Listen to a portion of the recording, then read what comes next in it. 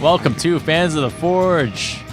I'm Sean. This is Chris. Whoa. And we have Teresa. Hi. We didn't do intros last time. We did I think not. people know who we are by now. Yeah, that's true. All right. So anyway, if you're listening, these are our voices. Anyhow, we are recapping Knife or Death Season 2, Episode 5, Gladius Maximus. Yes, indeed. It's turned out to be a pretty good episode. So let's go through the regular course here. Slice twice. Cut through the sugarcane twice. Second cut must be made in midair before it hits the ground. Mm-hmm. Slasher. Swing through the moving target before it swings back to the original position. Timber. Chop through a 2x4 and make it land in a target area. Ice pick. Chop into the ice to get to the center and release the fluid. Must go all the way through. Lifeline. Cut through the chicken, pork loin, and the fish.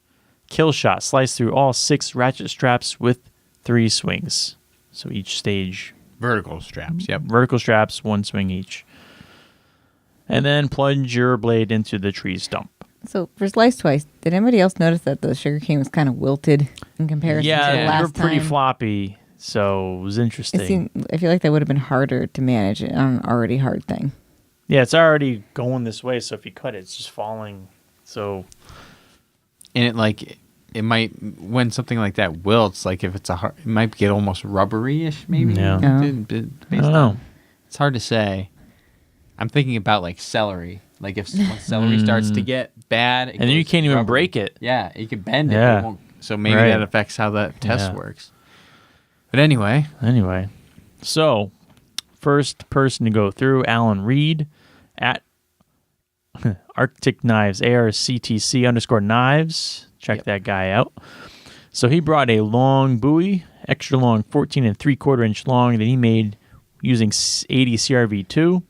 Travis says it moves very fast. It doesn't have much mass in the tip, so it doesn't have as much power when swung. It's a fine knife. It makes the cut.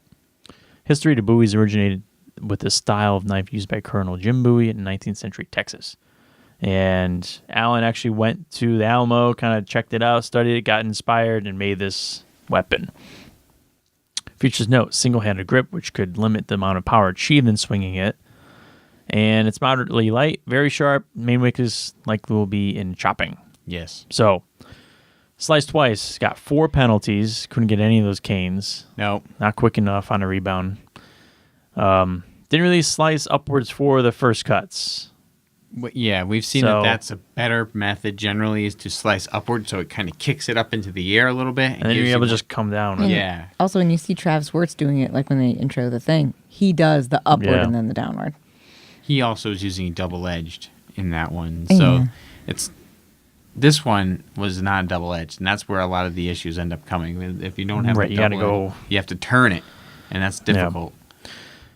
So moving on to Slasher, easily chops through the pipe, cuts the rope holding the tubing, and couldn't cut through the box in time. Got 2 penalties. Yeah. This twine that they're using to hold these damn things up. Are you kidding me? Like, this is the first guy to bust through it. Oh, he broke the apparatus. That's a penalty. Like, Well, I mean, he's violent this is the with first it. one for Slasher that they Yeah. had, and this and He just hit it high. He's not the only one in this episode that No. did that. Maybe for whatever reason they had a bad batch of something that they used to tie that together. I don't know if it's just, I don't know if it's bad batch or just they just need to use something different. You know, get some thin. I mean, On other things that we've seen them break the apparatus, they were chains. And it just snapped where the chain was attached to the piece. Right, this one they just ran this like thread through like the Yeah. pipe and stuff, and something doesn't hold. I don't know if the pipe cuts through it or if the string gives out. I would use. I think the way they made it seem was like some metal wire. That's what I would use. They were for saying the string was giving out because they were hitting it too hard and pulling it more than chopping. that. Listen, Yeah. you're fucking hacking at this shit. What do you expect to happen? I mean, you know, that's just how the cookie crumbles. Yeah. Unfortunately. Anyway, moving on to Timber. Started well, cutting at the front and back. Cut a wedge in the front. His final swing came down with too much power, knocked the board towards him, so he missed the target. Ice pick. Hit with a lot of power, caused a knife to roll in his hand. He had to readjust, but eventually cuts to the ice. Lifeline. Stopped at the chicken. Yeah, it looks like he came up almost a little short. Yeah. You know, That's what it was. It was hard to tell based on where he was. That was what I thought as well. You never know how dull that blade's going to be after the ice pick, too. But even Lamb mentioned that he didn't drive through the target. Yeah. Lamb spent a good amount of time explaining exactly how this should be done. So you kind of knew he wasn't going to make it. They spent a lot of time being like, this is what needs to happen. And then, nope. So next up, we had Billy Sayers, who is a high school English teacher. Yay. He came with a Roman Gladius, which is a 3rd century BC ancient Roman weapon, but he made his from a leaf spring. And he's only been forging for about a year. It was actually a project that him and his kids started together, and then it kind of stuck. And this particular blade he made just because he was practicing drawing metal out and extending it. So he took a piece of metal and he extended it out to 30 inches in length and then used that to make his 20-inch blade. So Travis said he really likes double-edged weapons like this for the course, and it lends itself to flow through an object really well. We've seen those double-edged weapons really make a difference on this course, especially for Slice Twice. Right. And it gives you some options for cutting through some other stuff. So, again, they had a 20-inch blade with a single-handed grip that was moderately light. It was a very fast weapon. You could swing that thing super quick. But the blade of a Roman Gladius is more meant for thrusting and piercing. That's the type of combat they were using it for. So its main possible weaknesses would be slashing and chopping. For Slice Twice, he only got 2 penalties, so he got through 2 of them. He just wasn't fast enough. And on the first one, he had a downward swing. And then the second second and third one, he used that double-edged design to cut both, very just like, cut right through it, and then missed on the fourth. For Slasher, he cut through the pipe, no problem. He broke the apparatus on the tubing, again. What do you know? And then he moved around on his tippy toes, as per Lamb saying, and could not generate the right amount of force to cut the box in half. 2 penalties. Did you seriously just used tippy toes? Yeah. For Timber, he attacked with too much power and missed the landing. He just was hitting that thing way too hard, so that's a penalty. For Ice Pick, the blade was rolling in his hand again, like if it's a round blade and you're hitting on ice. And we've even heard from, say, like Josh Weston, who said, like, hitting ice is nothing like hitting anything else. It just, things rebound completely differently. And it's just, things turn, things move. And that's what happened for him, but he did get through the ice. Lifeline, no problem. He cleared all 3, so his blade was still very sharp after that.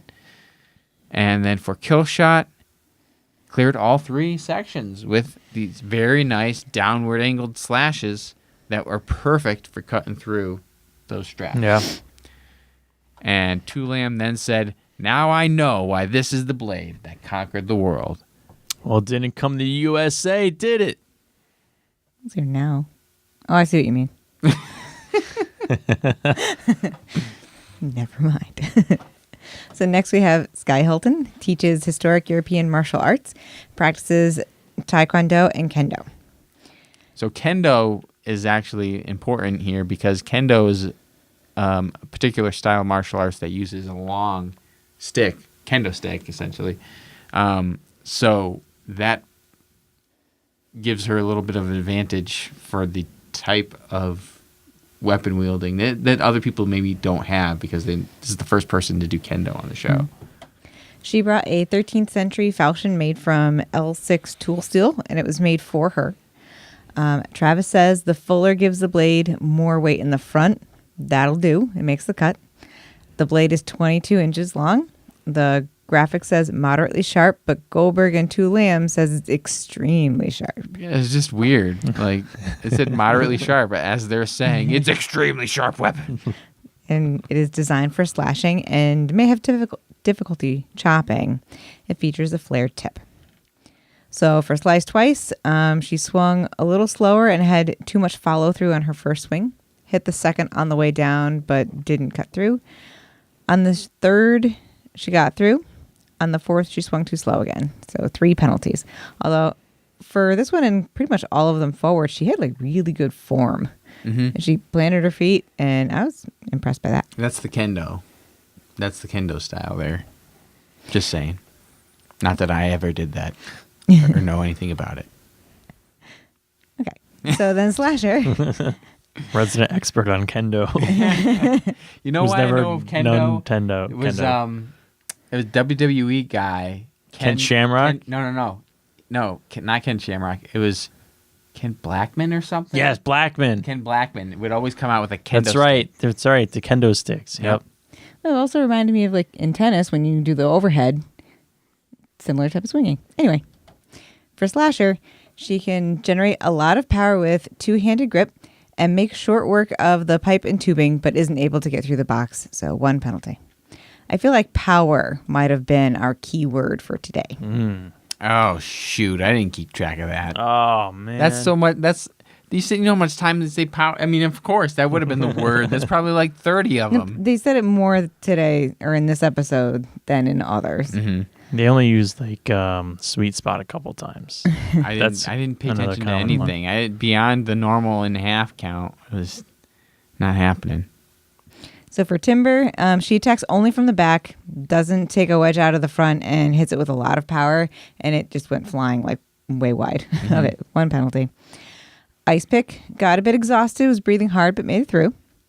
Lifeline utilized great kendo technique to set up her swings and easily got through all 3. And then in Killshot, set up using the kendo technique again, but her blade was not at the right angle and it twisted when she hit the strap, and she did not get through the first ratchet strap. So she was done at Killshot.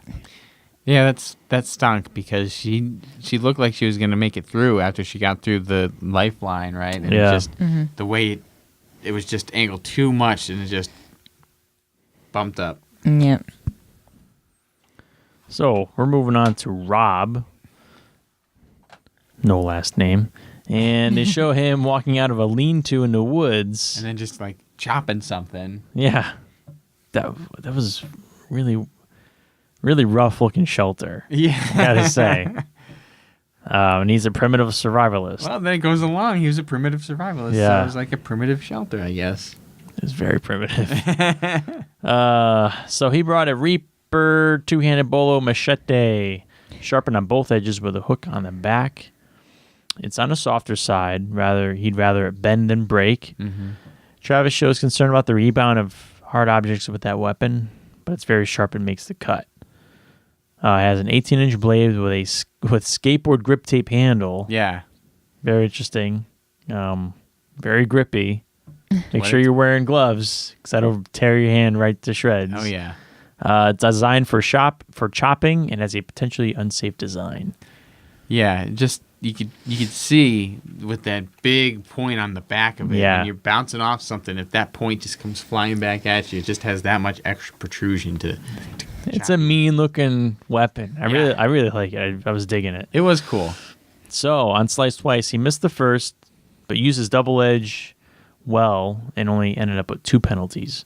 Slasher, 2 penalties, didn't cut all the tubing and couldn't finish the box. Timber, he missed the target because he only cut from the rear. Ice Pick, he didn't have the greatest body positioning, but his power made short work of the ice. On Lifeline, he flipped his blade to put the hook in the front and easily tore through all 2. 3. Sorry about that.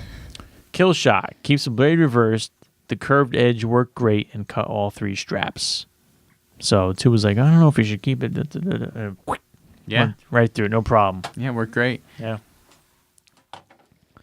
Now this guy coming up, I like this guy a lot. Yeah, he is an interesting guy, and he had a really cool sword, and his name was Ken Tucker, and he brought an oak shot Type 14 longsword named Thorn. It was styled after 13th century European swords that he made himself.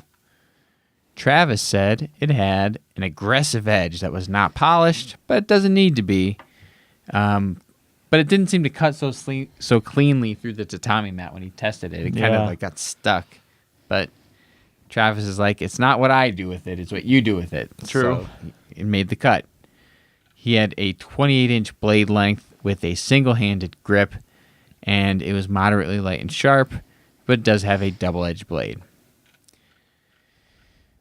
Slice twice. So to Liam, right as he was walking up, he goes, I really am concerned about Ken's ability to decelerate on his swings with such a large blade and then reverse the swing. And his concerns were correct. Not only did that happen, Ken kind of swung horizontally and it didn't slow the falling sugarcane at all. It just kind of knocked it down. Yeah. So he got 4 penalties there, unfortunately. For Slasher, it only took one swing to cut through the pipe, so that was pretty impressive. Yeah. And then he broke the apparatus on the freaking tubing again. Like, seriously, what the frig, guys? Yeah. And didn't cut all the way through the tube, but he did fairly easily cut through the box. With Timber, it took him a while. He was chopping at it for a while, but he landed it in. He got it in the target zone. Tulam really likes to talk about the technique that's supposed to be used for timber. Yeah, everybody. He does it every time, and I guess what else are you going to talk about? That should be another one. Cut that notch. Get that notch in there. I mean, get that wedge. It's good advice. It is. And Can they hear it? No. But it's just funny that unless you have experience chopping down trees, how do you know to cut a notch out of the other side? Well, I would agree with that because nobody does this. So that's a good point. But it's just funny. You hear it every single time. You know it's coming. Yeah. Moving on to Ice Pick. Easily cuts through the ice. No issues. Lifeline. I put that he wrecked all 3. Like, he just chopped them right in half. It was perfect. Actually in half? Yes. And then for Kill Shot, he also got through all 3. We have our second finisher. All right. Nice. I knew I liked this guy. Yeah, great guy. Yeah. When I was watching it and he was going through the ratchet straps, I thought they were going to pull another, like, oh, you damaged it. But no, he was fine. Oh, my gosh. So it was close. I don't know how many commercials breaks they had on the DVR when we recorded it and you watched it, but I was watching it on demand on their website. It was almost every time they got to the straps, right before the first strap. Yeah. It was like there was at least 3 commercial breaks right before those straps. Yeah. It was a lot. And they fade it into commercial with sometimes like something happened. Yeah. So then we have Earl Culver. It's a martial arts instructor, Aikido and Taekwondo. Taekwondo. And he's a bladesmith. So he had a custom designed blade made with 5160 and has a distal taper, 16 inches long, and it's moderately light and sharp, designed for chopping, but its biggest weakness is its small handle. Travis says the distal taper is noticeable and makes the weight, balance, and feel of this knife improved. The blade performs well, not too much thickness. It's robust with a fine edge and makes the cut. It's not fancy, and this course eats through fancy blades.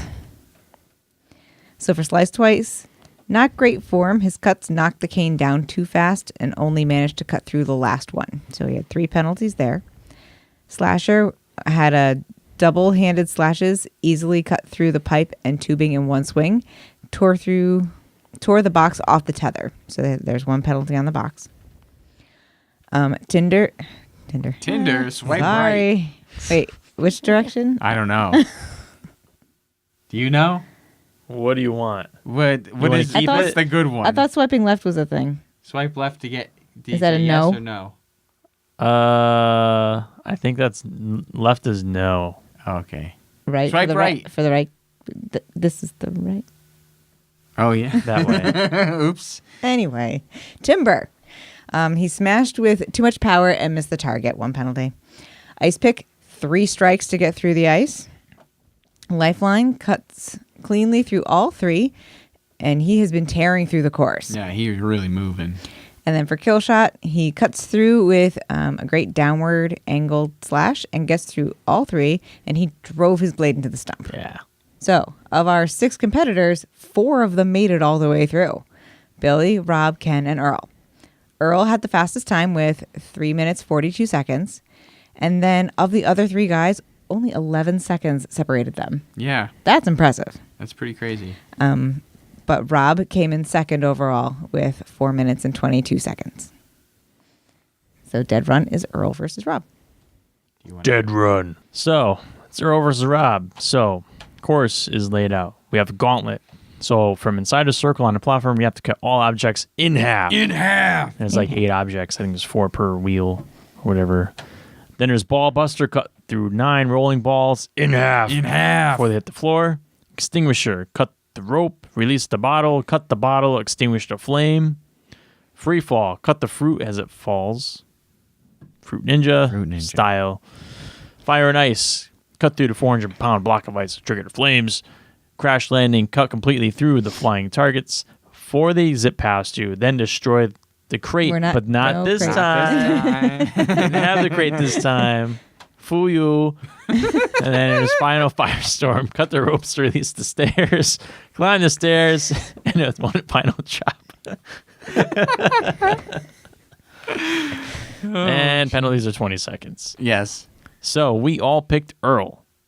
Yes. It's just, but I still feel good about this Rob guy. Yeah, Rob was pretty cool too. He was a survivalist. Yeah. The guy I felt good about him too.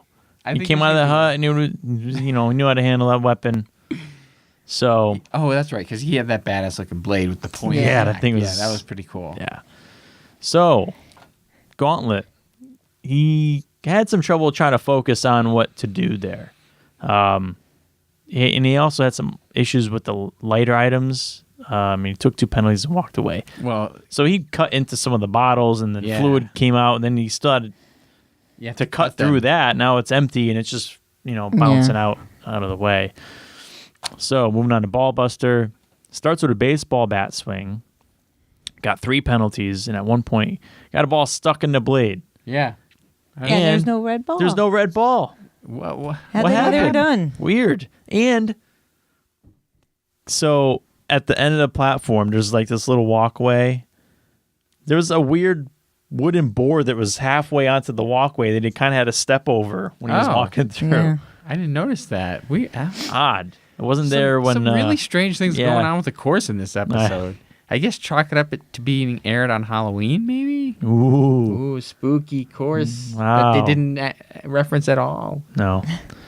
Extinguisher, he missed the first swing. Then he cut the rope. Extinguishes second. Penalty on the third. Extinguishes the fourth. Free fall, baseball style swing. Got 4 penalties. Fire and ice made it through. Crash landing. Couldn't cut through the sandbag.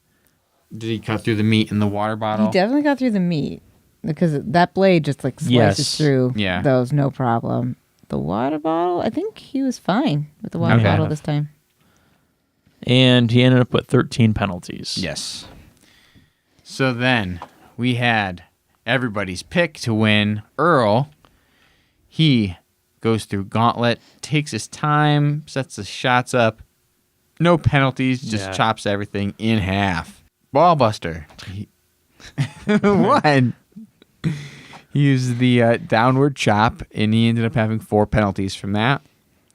Extinguisher, he did not get the first 2.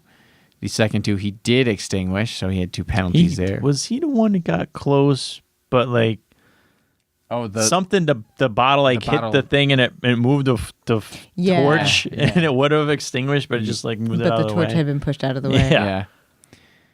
For free fall, he used upward swings, and he only ended up having 1 penalty. At this point, he was flying through the course too. Nothing was taking very long. Fire and ice, super easy, chops through, and then crash landing, cut through, all with no issues. He ended with 7 penalties. And so, Rob, when we add up all the penalties with the time, Rob finished the course in 8 minutes and 5 seconds. Respectable. And Earl flew through with 5 minutes and 5 seconds. Damn. Whoa. Earl wins. Tight. Woo! So our in half count, only 6. That's pretty good. But one of them, Goldberg goes. Oh. It was cut literally in half, but it wasn't. Well, it wasn't cut in half. I did the math on it. It could have been kind of sort of in half if you didn't need it to, like if you turned it, you had to rotate. It could have worked, Okay. but you had to think, and that's too much for this. So Goldberg is really smarter than Chris.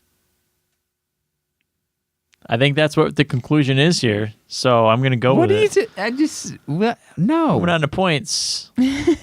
Chris has 5. Those aren't right. We didn't update those. Chris has We all got more points. 6. Me and Teresa Chris and are I are tied with even, 5, and and we're both Sean ahead of has Sean. 4. You have one less point than us. Otherwise, we all chose the same people every time. Oh, because you didn't update those 2 points. I didn't put those in because I didn't know who you guys chose. Anyway, that was the episode Knife or Death Season 2, Episode 5. The Gladius one, whatever it said. Gladius Maximus. Jinx. That's a big jinx. That's 3. And you're talking. So I guess I'll close it out. Bye, everybody. Follow us on social media, the Facebook, the Instagram, Go ahead, the Chris. YouTube. Drop Chris, a comment. Say hello. all that good stuff. Do all Like that us. stuff. Subscribe. Yes. All that good stuff. And thank you for watching, and we will catch you next week. Bye.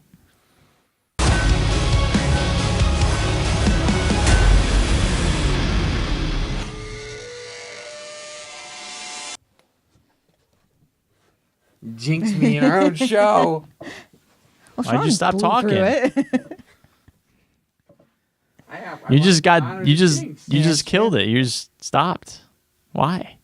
No, I jinxed him. I said his name 3 times. Oh. You were doing your own thing. Yeah, who does that? What we do. That's interesting. He jinxed me.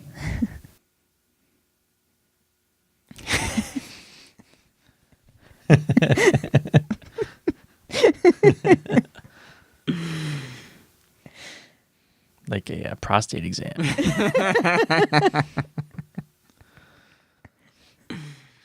All right. Here we go.